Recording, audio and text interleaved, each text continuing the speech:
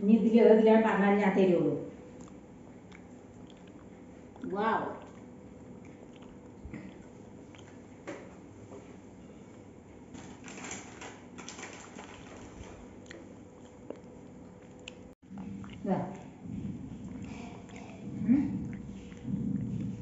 Puppy പറയും ഇതിൽ ഏത് കയ്യിലാണ് ബിസ്ക്കറ്റ് എന്നുള്ളത്. പപ്പി പറയടി ഏതിലാണ് ബിസ്ക്കറ്റ് തരാ, ഏതിലാണ് പറ,